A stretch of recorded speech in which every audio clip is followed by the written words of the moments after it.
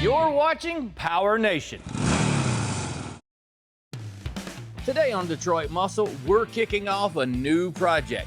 This one is definitely going to take some blood, sweat, and gears. Let the parts hit the floor.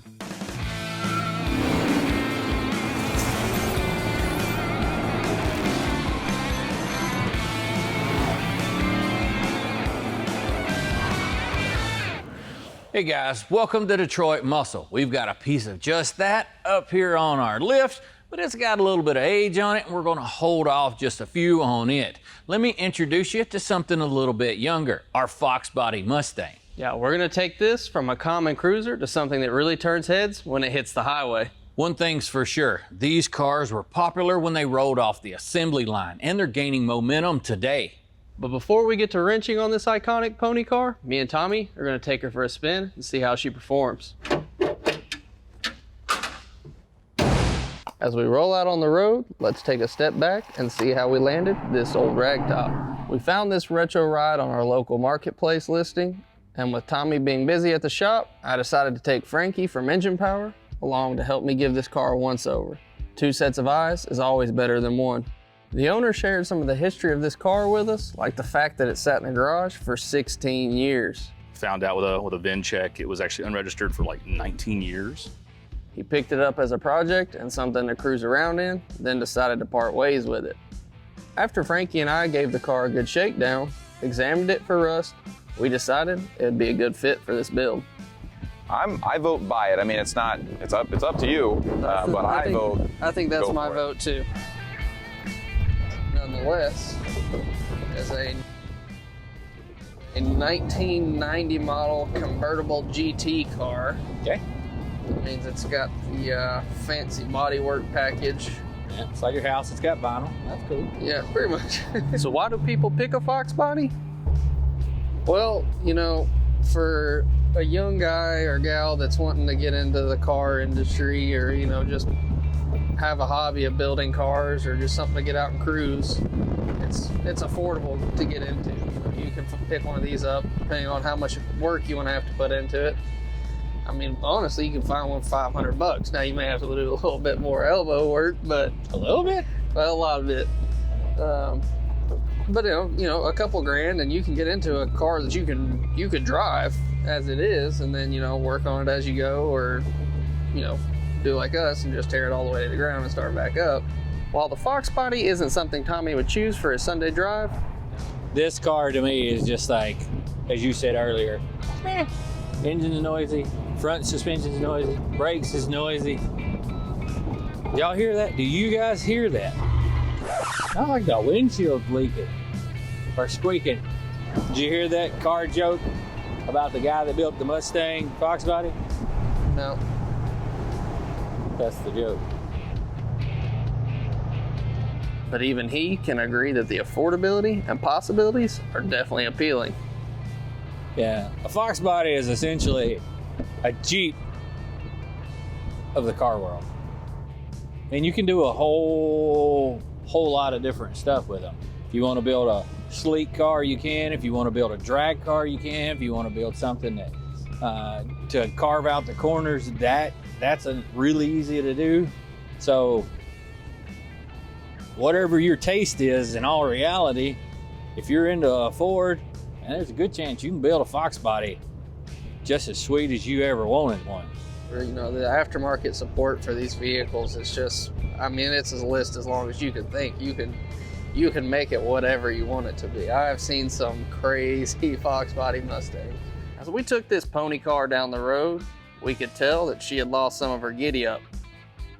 This might be the weakest Fox body I've ever rode in. So you're saying the acceleration is the floor's fault? We just got to cut a hole and make the floor lower?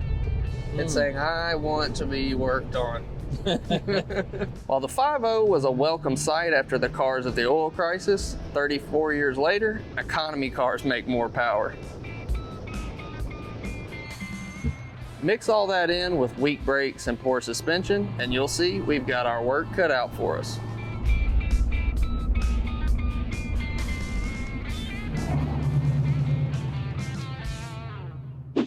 Now that we've had a look at the vision for our car, it's time to jump into the work. Coming up, if the words Fox Body causes your ears to perk up, you're gonna like what we have to say. Welcome back to Detroit Muscle. As you can see, we got the Mustang on the ground in here because the Chevy 2 is occupying the lift. So we're gonna do this the old school way. Well, it's not often that we have two projects going on in the shop at the same time, but there's a lot of work that can be done on this Mustang without access to the lift. So we're gonna start with pulling this radiator out.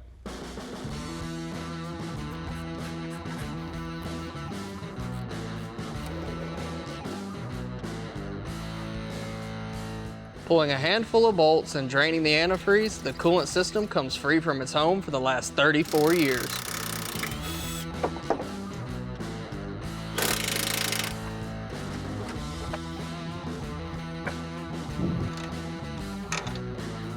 With a little elbow grease and sweat of the brow, engine components start to drop like flies.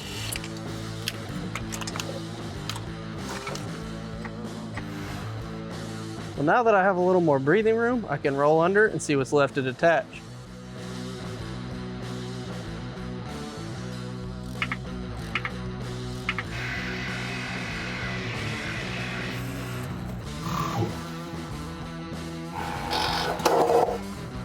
Let the parts hit the floor. It's time to break out the big guns.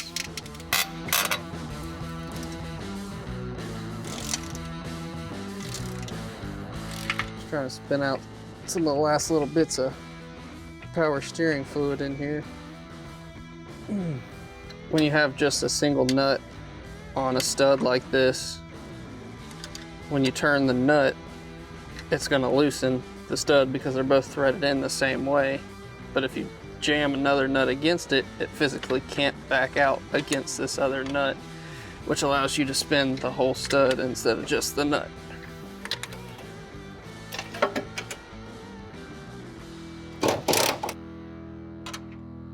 Needed help with that? Well, with the hood removed, we can take this tired old power plant out with our tow motor. Well, I've removed the engine mount bolt, so it should slide right out.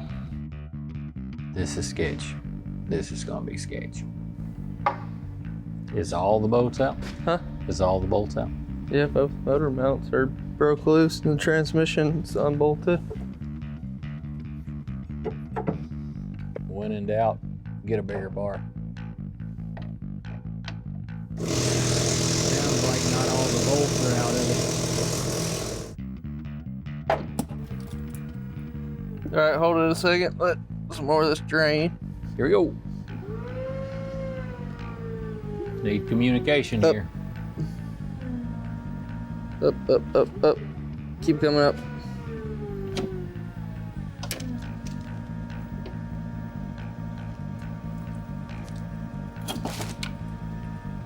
All right, towards you.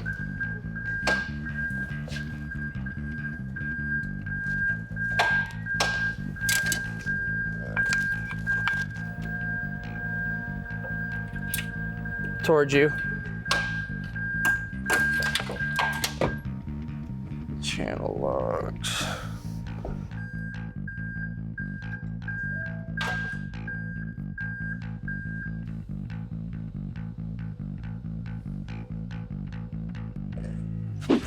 Well, I assume this spread that you've got here is your plan for transforming that pile back there into something special. Oh yeah, we got something really special. It's a 410 cubic inch Windsor motor belting out over 620 horsepower, backed by that 5-speed manual transmission and a bunch of other supporting goodies. Heck yeah. To put all this power to the pavement, I picked this kit from Moser Engineering. It bolts right into the Fox body and features a coilover 4-link system backed by this M88 custom housing. Some of the cool features with it: extra pinion support, adjustable control arm mounts, and this 1350 yoke. Another nice thing about Moser's housing is you can order it to whatever width you need for your project. We ordered ours to SN95. Seeing this Tremec TKX from American Powertrain on this table puts a smile on my face. You know, these things have a lot of advantages to them. One, they can hold quite a bit of power, and they give you overdrive, just to name two. So I guess we're going to be doing a manual conversion. His plan so far, I'm digging it. Moving on to the inside of our car, we found these seats at Summit Racing. They've got bolstered sides, harness holes, but still retain factory comfort with reclinability. Now with me, I like a little something between my head and the pavement, especially in an old rag top. So we'll be adding this roll bar from Maximum Motorsports. So what's up with these wheels and tires? You couldn't get the wide ones? Well, if they'd have had wider, I probably would have gone wider. Ooh. But we're gonna be running a 13.5-inch tire on the back with a 12-inch wheel and a 12.5-inch tire on a 10.5-inch wheel in the front.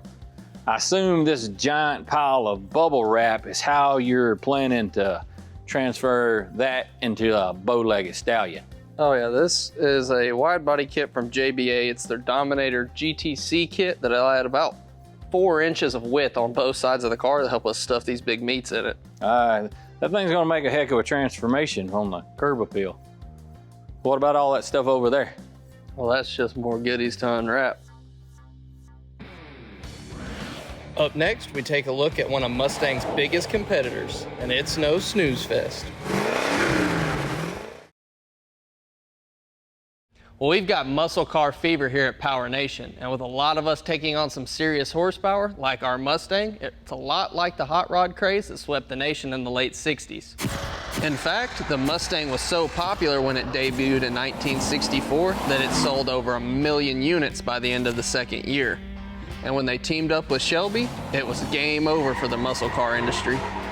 But that didn't stop Dodge and Chevy from trying to compete in the hot market. Dodge's response was what's been nicknamed the ultimate muscle car, the Challenger. And Chevy fought back with the Camaro. Chevy joined the pony car stampede in '67 with the sexy new Camaro. When it came time for the second gen, fans had to wait a little longer to get their hands on one.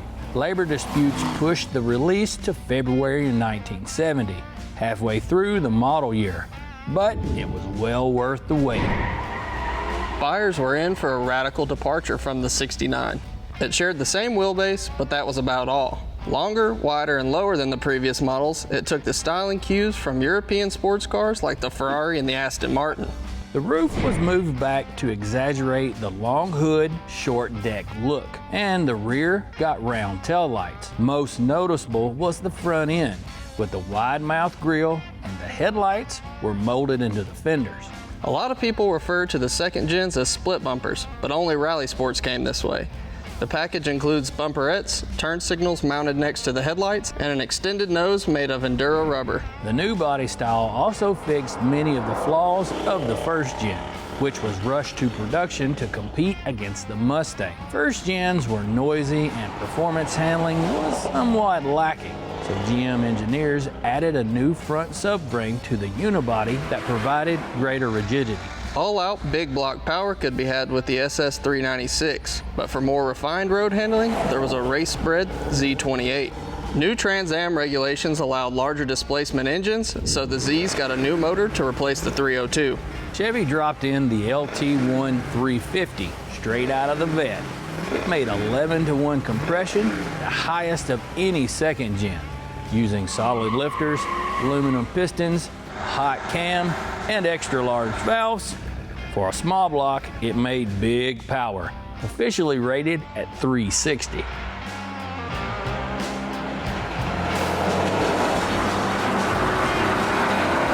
Performance enhancements included a posi rear end with 410 gears, higher rated shocks and springs, front and rear sway bars, power brakes, 7-inch mag wheels, and polyglass F60 15s. Inside, there was a new wraparound dash with gauges moved from the console up to the instrument panel.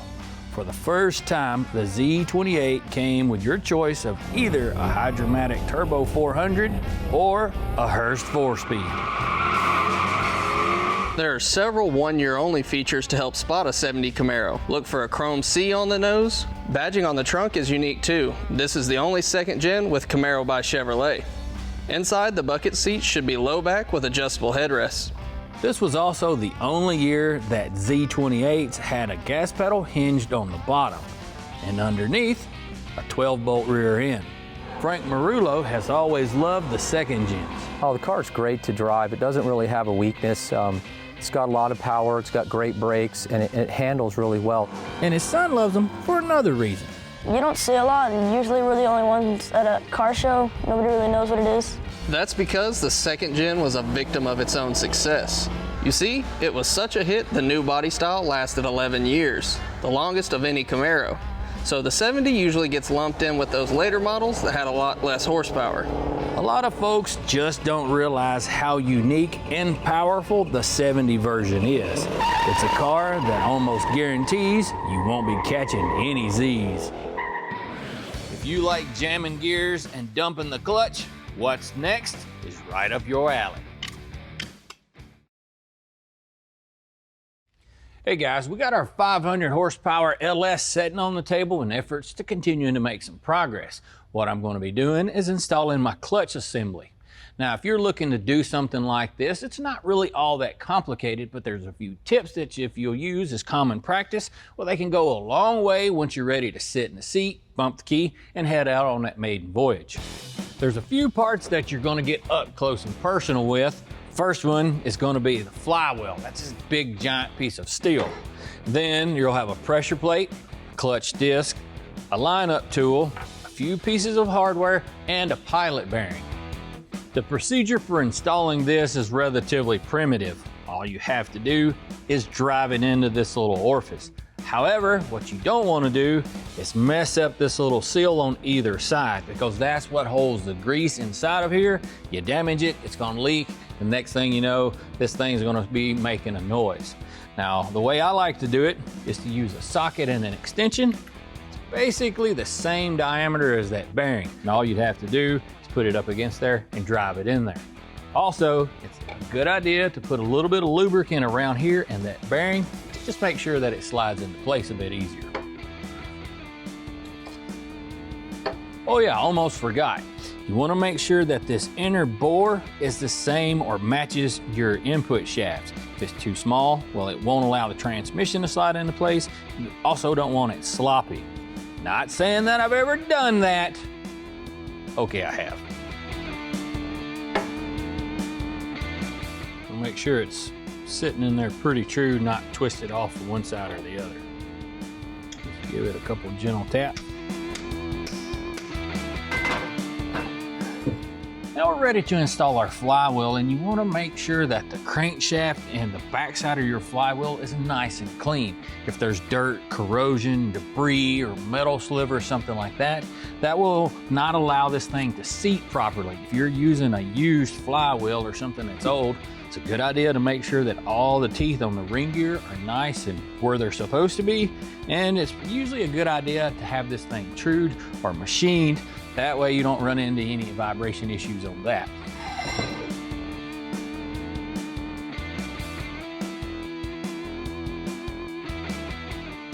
Now sometimes whenever you're bolting one of these things up, the crankshaft and the flywheel has a unique pattern that only allows it to go on one way. Just sometimes it takes a couple of times of wiggling around before you line everything up. Also, you want to make sure to use some form of a thread locker on your bolts.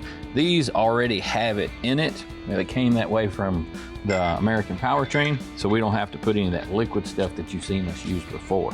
Now we need to torque these things down and we'll be ready to move on. We're finishing up our second set and ready to move on to the final one.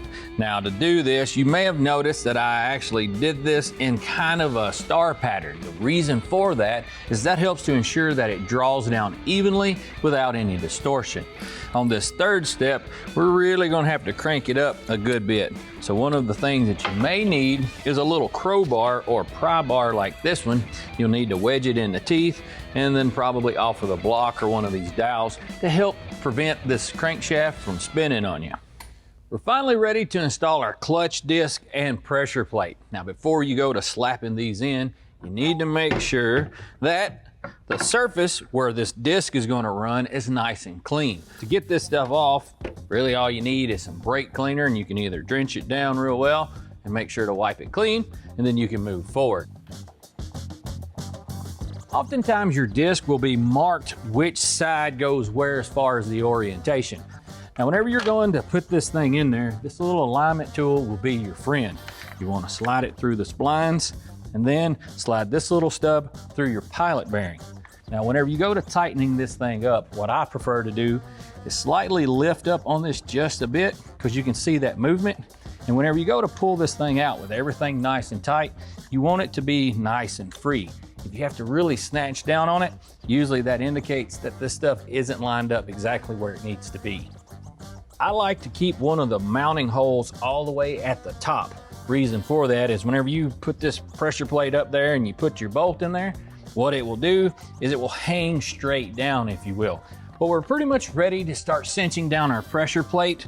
Earlier, I mentioned to you guys a star or cross pattern. You need to apply that on this thing as well, because you want to ensure that the pressure plate seats properly against your flywheel. If you were to tighten one of these bolts up completely at each time in a circular manner, what can happen is you'll distort the pressure plate, you can distort the flywheel, or you can just kind of pull it to one side, and then whenever you try to work the clutch, you'll notice a hop or a skip in it. This takes a little bit more time, but trust me, it's worth it in the end. Oh yeah, we got some wiggle room. You know guys, I think we had a pretty good day. You know, we got the engine out of that drop top. We've made some advancements on this thing. Well, you know what it is now? It's go home time. I'm gonna run out of here. I hope you guys have enjoyed what you've seen on the show. Until next time, y'all keep it between the ditches. I'm gonna go wash off some of that Mustang.